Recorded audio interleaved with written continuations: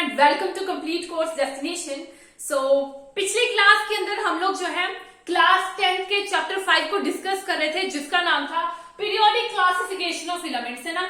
तो पिछली क्लास के अंदर हम लोगों ने इंट्रोडक्शन टाइप ऑफ किया था, उसी के साथ साथ थोड़ा सा डिस्कशन हमने कर ली थी। डुब्लाइनर स्ट्रेट को हम लोगों ने डिस्कस किया था ना। तो आज की क्लास में हम लोग क्या करेंगे, उसी के अगले टॉपिक को लेकर चलेंगे। देखो पूरे चैप्टर को धीरे धीरे करेंगे ताकि पूरी बात जो है क्लियर हो एकदम। छोटे छोटे हम लोग स्टेप्स में चलेंगे और लास्ट में पूरे चैप्टर की हम लोग जो है डिस्कशन तो कर ही लेते हैं क्लास के अंदर, है ना। पूरा चैप्टर एक क्लास में भी हो जाएगा एंड रिवीजन भी हो जाएगी पूरे चैप्टर की, और धीरे धीरे भी चलेंगे ताकि अच्छी तरह से हर चीज समझ आए। आई डोंट वांट कि पूरा कंजस्टेड हो जाए और बाद में कुछ भी समझ ना आए, इसीलिए हम लोग धीरे धीरे धीरे धीरे करके चलेंगे और लास्ट में पूरे चैप्टर की हम लोग जो है क्विक रिवीजन कर लेंगे। बाकी चलो शुरू करते हैं आज की क्लास को, लेकिन उससे पहले जो लोग भी क्लास को देख रहे हैं लाइक शेयर सब्सक्राइब जरूर कर दीजिएगा। चलो शुरू करते हैं आज की क्लास को। चैप्टर का नाम है पीरियोडिक क्लासिफिकेशन ऑफ फिलामेंट्स। देखो पिछली क्लास के अंदर हम लोगों ने क्या देखा था, that at present we have 118 elements. 118 elements है हमारे पास, and in which 94 are the natural occurring elements. ये हमारे टोटल एलिमेंट्स हैं। 118 एलिमेंट्स है, 94 नेचुरली अकरिंग एलिमेंट्स है, and this number is according to our NCERT. NCERT के अंदर ऐसा लिखा गया है, डिफरेंट बुक्स के अंदर डिफरेंट लिखा जा सकता है, but according to our NCERT we have at present 118 elements and from which 94 are naturally occurring elements। ठीक है, अब देखो इतने सारे एलिमेंट्स हैं, 118 एलिमेंट्स। जैसे न्यू एलिमेंट्स की डिस्कवरी होती थी, क्या होता था, हमारे जो साइंटिस्ट थे उनके बारे में इंफॉर्मेशन गैदर करनी शुरू कर देते थे, उनकी प्रॉपर्टीज को गैदर करना शुरू कर देते थे। अब इतने सारे एलिमेंट्स, 118 एलिमेंट्स, इन सभी एलिमेंट्स की प्रॉपर्टीज को याद रखना इज डिफिकल्ट। ठीक है, डिफिकल्ट बात है। तो हमारे साइंटिस्ट ने भी सोचा that it is quite difficult. तो उन्होंने क्या किया, उन्होंने सोचा क्यों ना इन एलिमेंट्स को जो है डिफरेंट ग्रुप्स के अंदर क्लासिफाई कर दिया जाए on the basis of their property, so that we can study all the elements with this, है ना। इतने सारे एलिमेंट्स को अगर उनकी कुछ प्रॉपर्टीज, मे बी इतने सारे एलिमेंट्स है, कोई ना कोई प्रॉपर्टीज तो एक जैसी होंगी, तो उनकी प्रॉपर्टीज के बेस पे उन एलिमेंट्स को जो है डिफरेंट डिफरेंट ग्रुप्स में बांट दें, और फिर उन ग्रुप्स के जरिए हम लोग जो है इजीली सारे एलिमेंट्स को स्टडी कर पाएंगे। अब क्या हुआ, हमारे जो साइंटिस्ट थे उन्होंने डिफरेंट अटेम्प्ट्स किए ताकि वो जो एलिमेंट्स हैं उनको क्लासिफाई कर सके on the basis of their property into different groups. ठीक है, डिफरेंट ग्रुप्स के अंदर क्लासिफाई कर सके। तो उन्होंने बहुत सारे अटेम्प्ट्स किए, एंड फर्स्ट सक्सेसफुल अटेम्प्ट किन्होंने किया था, डुब्लाइनर जी ने। ठीक है, फर्स्ट सक्सेसफुल जो अटेम्प्ट था वो हमारे डुब्लाइनर जी ने किया था। इसके बारे में हम लोगों ने पिछली क्लास में डिस्कस किया था। डुब्लाइनर जी थे फर्स्ट सक्सेसफुल अटेम्प्ट को प्रेजेंट करने वाले। तो उन्होंने क्या कहा, ही सेड कोई नहीं, मैं जो है एलिमेंट्स को ग्रुप्स में डिवाइड करूंगा। उन्होंने कहा कि मैं क्या करूंगा, एलिमेंट्स के थ्री एलिमेंट का एक ग्रुप बनाऊंगा। ठीक है, थ्री एलिमेंट का ग्रुप बनाऊंगा, जिसको क्या कह दिया जाएगा, ट्रेड कह दिया जाएगा। अब इसके अंदर 3 एलिमेंट्स होंगे और इसके अंदर क्या यूनिक प्रॉपर्टीज होंगी। जो सेंटर वाला एलिमेंट होगा हमारा, उन्होंने कहा सेंटर वाले एलिमेंट की जो मास होगा वो फर्स्ट और थर्ड वाले एलिमेंट्स का एवरेज मास निकाल दो, उसके बराबर, ऑलमोस्ट उसके बराबर होगा। ऐसा हमारे डुब्लाइनर जी ने कहा, और उन्होंने हमारे सामने 3 ट्रेड्स प्रेजेंट की एलिमेंट्स में से। बट यहीं पर उनका ड्रॉबैक आ गया कि देखो 3 ट्रेड्स तो प्रेजेंट कर दी, पर आगे भी तो कुछ करना था। वी हैव 118 एलिमेंट्स, भाई 118 एलिमेंट्स से 3 ट्रेड से काम नहीं चलेगा। सो यहीं पर हमारी जो है ड्रॉबैक आ गई कि उन्होंने 3 ट्रेज ही प्रेजेंट की, उसके बाद रिलैक्स करके बैठ गए। तो अगली देखो ये जो हमारी प्रॉपर्टीज थी 3 ट्रेड्स के अंदर, वो सभी एलिमेंट्स के अंदर सेटिस्फाई भी नहीं कर रही थी। ठीक है, चलो कोई नहीं, ड्रॉबैक आ गया। बट हमारे जो डुब्लाइनर जी थे उन्होंने एक अच्छा काम किया कि उन्होंने जैसे ये ट्रेड प्रेजेंट की, उसके बाद बहुत सारे साइंटिस्ट जो थे वो इंकरेज हुए कि नहीं, वी कैन डू दिस, हम लोग भी कुछ करेंगे। ठीक है, तो उसके बाद हमारे जो है 1866 के अंदर जॉन न्यूलैंड आए, जो कि एक इंग्लिश साइंटिस्ट थे। ठीक है, जॉन न्यूलैंड जो कि एक इंग्लिश साइंटिस्ट थे, 1866 के अंदर आए। अब उन्होंने क्या किया, उन्होंने इस चीज को जो है ना, उन्होंने कहा मैं भी कुछ प्रेजेंट करना चाहता हूँ, and he was a music lover थे। तो उन्होंने कहा कि मैं जो है ना इस चीज को सॉन्ग्स के साथ, मतलब म्यूजिक के साथ कनेक्ट करूंगा। म्यूजिक के साथ कनेक्ट करके उन्होंने हमारे सामने क्या प्रेजेंट किया, न्यूलैंड लॉ ऑफ ऑक्टेव्स। ठीक है, Newlands law of octaves present किए। So what exactly is octave here, octaves क्या है, octaves are used in music for the connection of nodes, ठीक है। सो एक्चुअली जो हमारे ऑक्टेव्स हैं इनको म्यूजिक के अंदर यूज किया जाता है for the connection of notes, ठीक है। तो ये हमारे ये हमारे जॉन न्यूलैंड जी ने किया था। सो एक्चुअली इन्होंने क्या कहा, फर्स्ट ऑफ ऑल इन्होंने कहा कि जो एलिमेंट्स हैं मैं उनको इस तरह से अरेंज करूंगा in the increasing order of the atomic mass. So first of all इन्होंने क्या किया, he arranged elements on the basis of increasing order of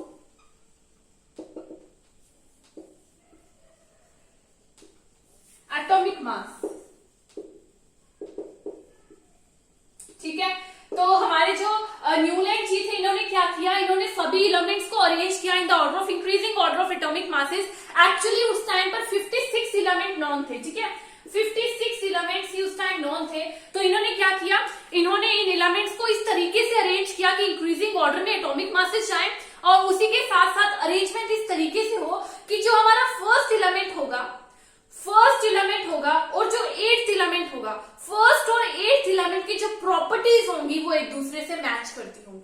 okay, इस तरीके से उन्होंने अरेंजमेंट की थी। जैसे मान लीजिए वी हैव वन एलिमेंट, यहां पर एक एलिमेंट है, अब इसके बाद 1 2 3 4 5 6 7 एंड ये जो हमारा एट्थ एलिमेंट होगा, इन दोनों की प्रॉपर्टीज क्या करेंगी, एक दूसरे से मैच करेंगी। तो इन्होंने क्या देखा, he observe that every eighth element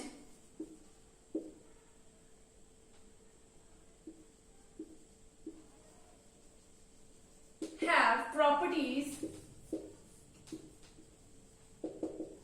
similar to the first element, okay।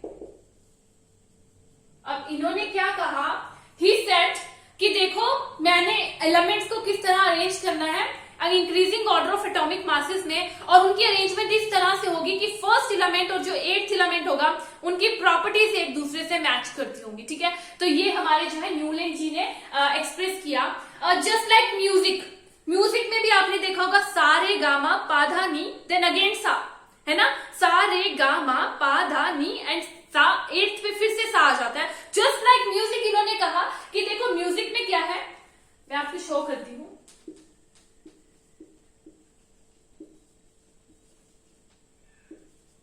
ये है हमारे, है ना, सा रे गा मा पा धा नी।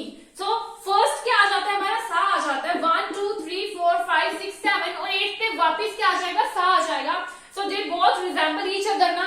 जस्ट लाइक दैट इन्होंने कहा कि जो फर्स्ट एलिमेंट होगा ना, फर्स्ट एलिमेंट और जो एट्थ एलिमेंट होगा, दोनों की प्रॉपर्टीज एक दूसरे से मैच करती होंगी, ठीक है। सो अब हम लोग देख लेते हैं इनका जो इन्होंने रिप्रेजेंटेशन की थी एलिमेंट्स की अपने टेबल के अंदर, ठीक है। कुछ 56 एलिमेंट्स थे इनके पास और इन सभी एलिमेंट्स को इन्होंने इसी तरह से अरेंजमेंट की और 7 जो है वर्टिकल कॉलम्स के अंदर इन्होंने डिवाइड किया उनको, 7 वर्टिकल कॉलम्स के अंदर इन्होंने जो है उनको डाला था। देखिए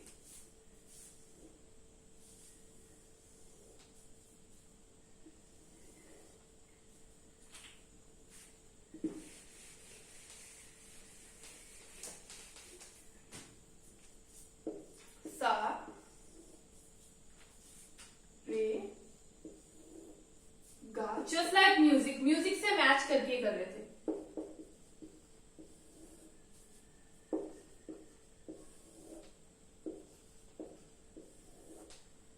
ठीक है, तो इस तरह इन्होंने 7 वर्टिकल कॉलम्स बनाए। अब 7 वर्टिकल कॉलम्स के अंदर जो है 56 एलिमेंट्स को इन्होंने जो है प्लेस कर दिया, like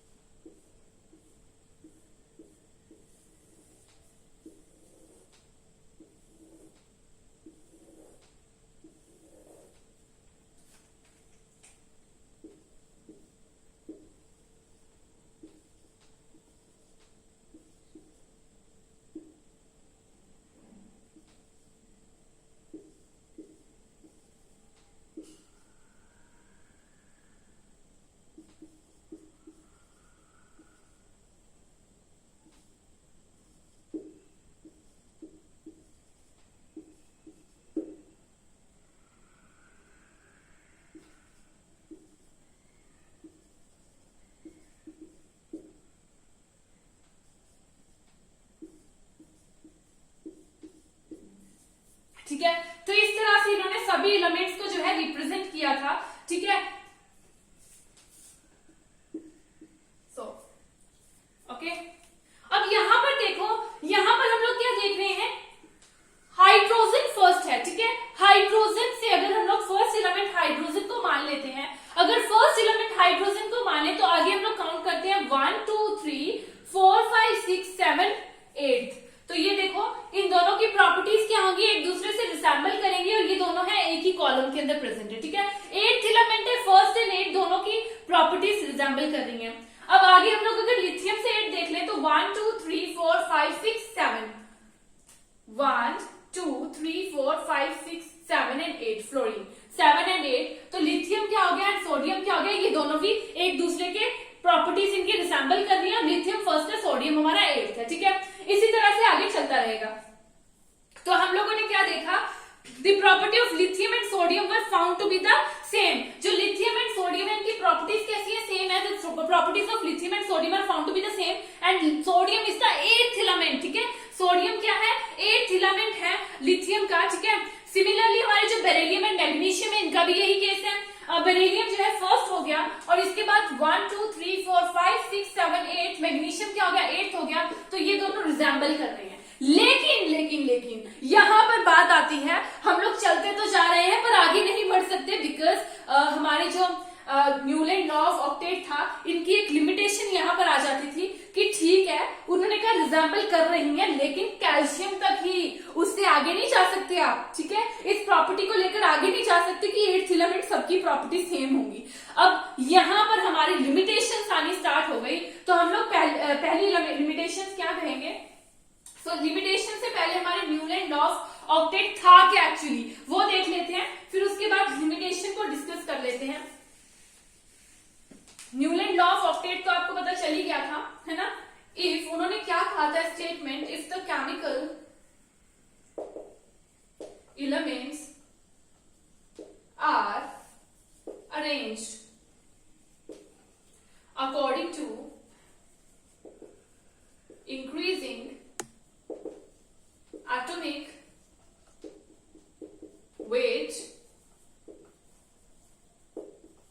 those with similar physical and chemical properties occur after each interval of 7 elements, है ना। तो ये हमारा जो है न्यूलैंड लॉ ऑफ ऑक्टेट था। इसके अंदर देखो क्या कहा जा रहा है, इन्होंने कहा अगर केमिकल एलिमेंट्स अरेंज हो गए according to the increasing atomic weight, ठीक है, इंक्रीजिंग एटॉमिक वेट के हिसाब से अगर अरेंज है तो इनके अंदर जो similar physical and chemical properties वाले एलिमेंट होंगे, कहां पर होंगे, एक ईच इंटरवल होगी उनके बीच में, 7 एलिमेंट्स की इंटरवल होगी।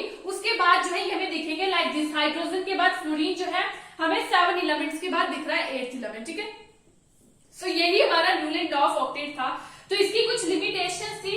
सबसे पहली लिमिटेशन हम लोग देख ले क्या थी, जो अभी हम लोगों ने डिस्कस की, दैट लोअर मास वाले एलिमेंट्स के लिए एप्लीकेबल हो रहा था।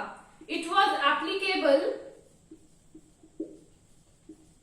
अप टू कैल्शियम ओनली, ठीक है, कैल्शियम तक आप लोग एप्लीकेबल है। As after calcium every 8 element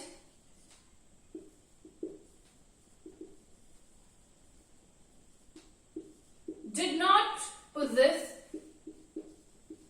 proper these similar to that of first, ठीक है। तो ये हमारे जो है फर्स्ट लिमिटेशन आ गई कि देखो ये जो चीज है ये एप्लीकेबल सिर्फ कैल्शियम तक होगी, लोअर मास एलिमेंट्स के लिए एप्लीकेबल होगी, उसके आगे एप्लीकेबल नहीं होगी, ठीक है। उसके बाद कोई भी जो है प्रॉपर्टीज फर्स्ट के बराबर नहीं होगी।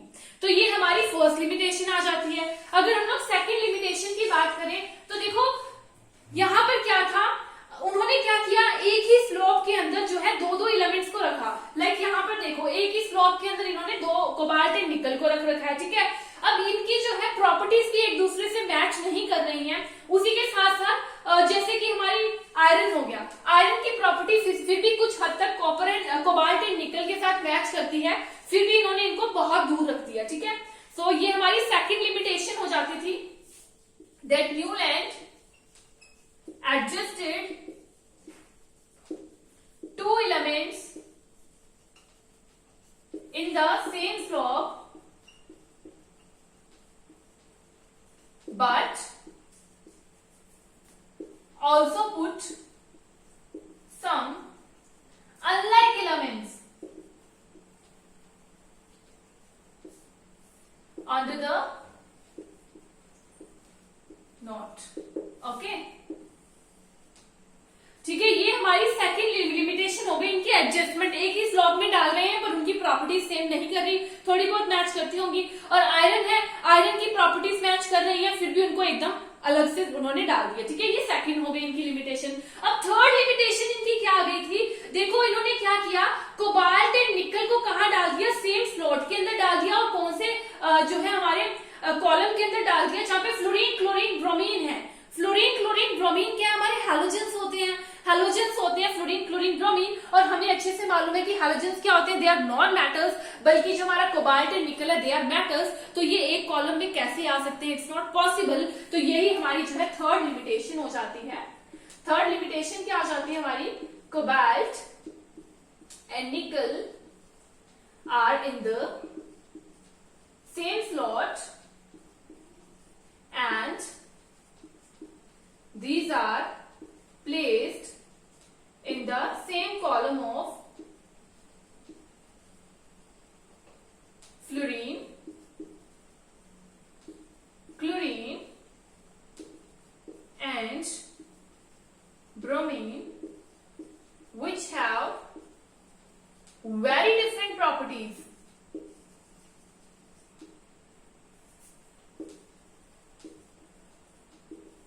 Then these elements, है ना, ये बात तो एकदम सही है, दैट इनके पास बहुत ही ज्यादा डिफरेंट प्रॉपर्टीज हैं। अब हमारे cobalt and nickel they are metals, जबकि फ्लोरीन क्लोरीन ब्रोमीन हैलोजेंस है जो कि नॉन मेटल्स होते हैं, तो अलग सी प्रॉपर्टीज आ गई, ठीक है। उसके बाद हमारे पास एक और जो है लिमिटेशन आ गई थी हमारे न्यूलैंड लॉ ऑफ ऑक्टेव की।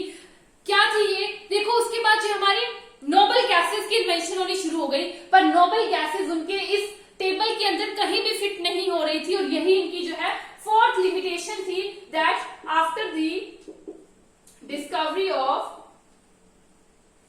noble gases that didn't fit in the adjustment suggested by Newland. Okay, so this is the fourth our drawback. तो कितनी ड्रॉबैक, कितनी लिमिटेशंस हो गई हमारी न्यूलैंड लॉ ऑफ ऑक्टेव की।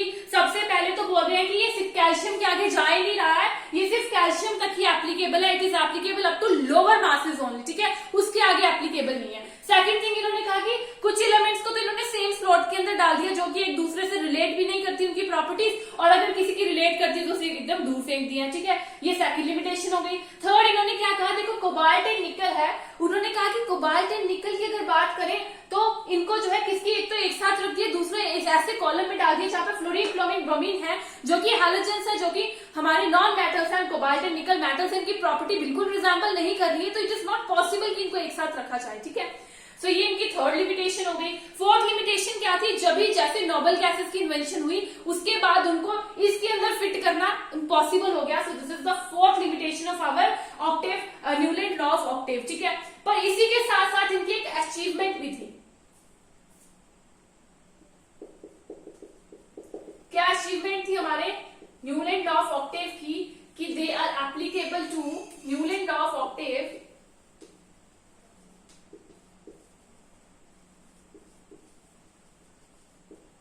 work